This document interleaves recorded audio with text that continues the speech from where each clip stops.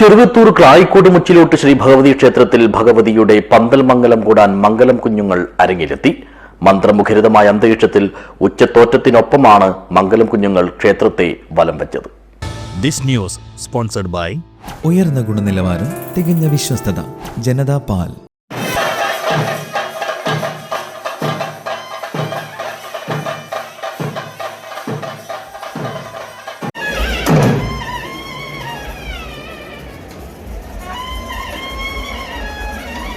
വെള്ളിയാഴ്ച ഉച്ചതിരിഞ്ഞ് മുച്ചിലോട്ട് ഭഗവതിയുടെ ഉച്ചത്തോറ്റത്തോടൊപ്പമാണ് തമ്പുരാട്ടിയുടെ പന്തൽ മംഗലത്തിന് അകമ്പടിയായി മംഗലം കുഞ്ഞുങ്ങൾ ക്ഷേത്രസന്നിധിയിലെത്തിയത്.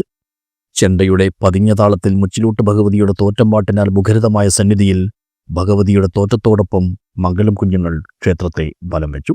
കുളിച്ച് കുറിതൊട്ട് കസപെടുത്ത് ആഭരണങ്ങളണിഞ്ഞ് മുല്ലപ്പൂ ചൂടി അണിഞ്ഞൊരുങ്ങിയാണ് വ്രതം നോറ്റ പെൺകുട്ടികൾ അരങ്ങിലെത്തിയത്. അച്ഛൻ്റെയും അമ്മാവൻ്റെയും ചുമലിലേറിയായിരുന്നു കുഞ്ഞുങ്ങളുടെ ക്ഷേത്രപ്രദർശനം.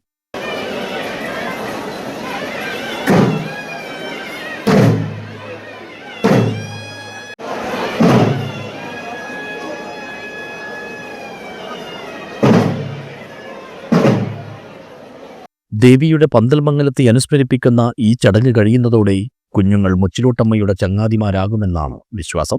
സമാപന ദിവസമായ ഫെബ്രുവരി 7 ഉച്ചയോടെ ഭഗവതിയുടെ അഗ്നിപ്രവേശത്തെ ഓർമ്മിപ്പിച്ച് കലശം കുളിച്ച ബാല്യക്കാരും ഭഗവതിയുടെ പ്രതിപുരുഷനും മേലേരി കൈയേൽക്കും.